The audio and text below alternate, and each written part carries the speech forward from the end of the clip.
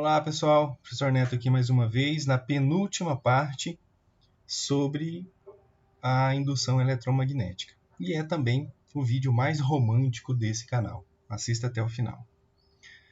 Nessa parte, então, nessa penúltima parte dessa discussão, eu vou comentar com vocês a respeito ainda dessa grande ideia de que o magnetismo pode produzir a corrente elétrica e a corrente elétrica pode produzir o magnetismo. Mas, em específico, esse título de que indução de eletricidade em campos magnéticos. Então, fenômenos elétricos relacionados a fenômenos magnéticos.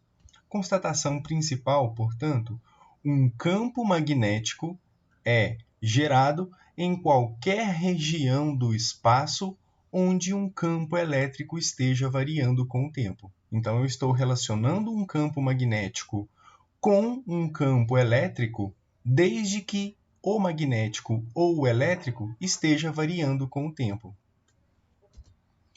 A indução eletromagnética tem sido discutida até agora em termos da produção de tensões elétricas induzidas e corrente elétrica induzida.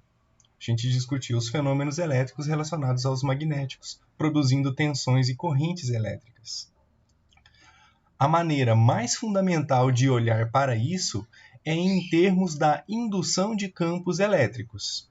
Então, as tensões elétricas e as correntes elétricas induzidas, elas estão relacionadas com o campo elétrico criado. Os campos elétricos, por sua vez, dão origem a essas tensões e correntes induzidas. Indução, ela vai ocorrer independente da presença de qualquer meio condutor. Então, tendo um fio ou não, a indução eletromagnética ela vai acontecer. A lei de Faraday pode ser entendida da seguinte maneira, afirmando que um campo elétrico é criado em qualquer região do espaço em que um campo magnético esteja variando com o tempo. A magnitude do campo elétrico, ou seja, a intensidade do campo elétrico, porque campo elétrico é uma grandeza vetorial, criado é proporcional à taxa na qual o campo magnético muda. O que isso quer dizer?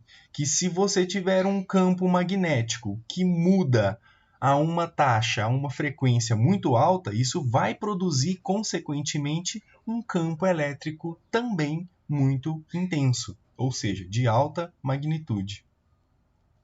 A direção do campo elétrico criado está em um ângulo reto, ou seja, perpendicular com o campo magnético que está variando. Então, perceba, o que eu estou propondo aqui com esse raciocínio é que campo magnético e campo elétrico, eles estão sempre presentes, um em relação ao outro. É como se fossem faces de uma mesma moeda honesta. Se toda moeda honesta tem uma cara e uma coroa, então toda variação de campo magnético vai produzir uma variação num campo elétrico correspondente e vice-versa.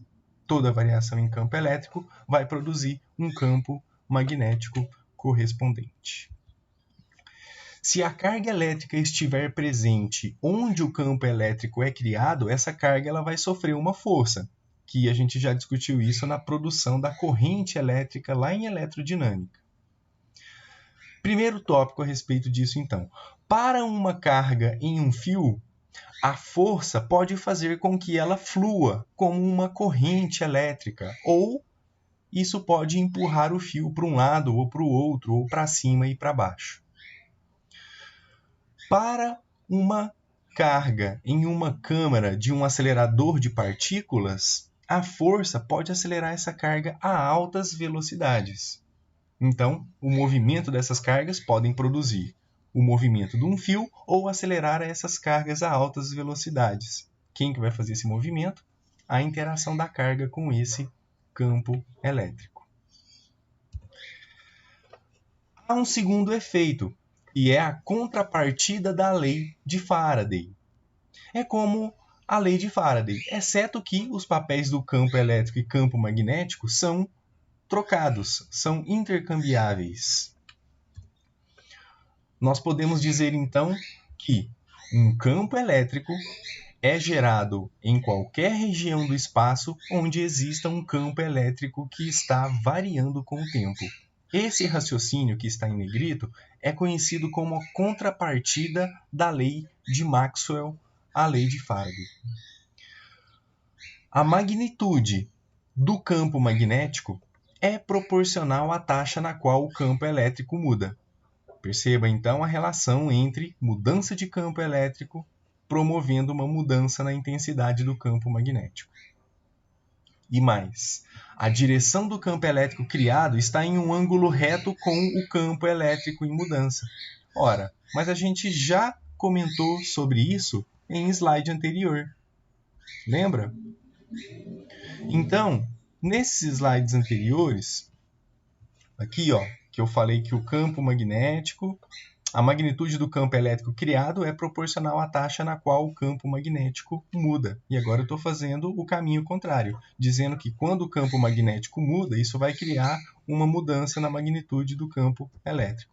Então, perceba que há uma contrapartida, ou seja, se o campo elétrico, se eu afirmo que, na verdade é o James Clerk Maxwell que afirmou isso, se o campo elétrico está mudando e produzindo variações no campo magnético, existe o outro lado. Quando você tem uma mudança no campo magnético, o campo elétrico muda, e vice-versa.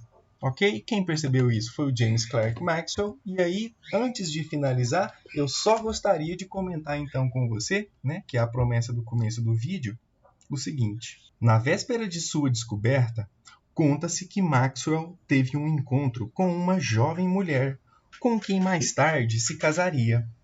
Enquanto caminhavam em um jardim, ele comentou sobre a beleza e o assombro das estrelas.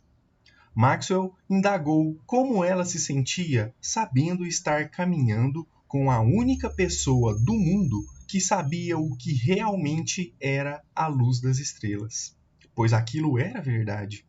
Naquela época, James Clerk Maxwell era a única pessoa do mundo a saber que qualquer tipo de luz é energia transportada por campos elétricos e magnéticos que, de maneira contínua, se regeneravam mutuamente. Então, fica agora com a pergunta para você responder: como um campo elétrico pode criar um campo magnético? Obrigado pela sua atenção. A gente se encontra na parte final dessa discussão sobre indução eletromagnética.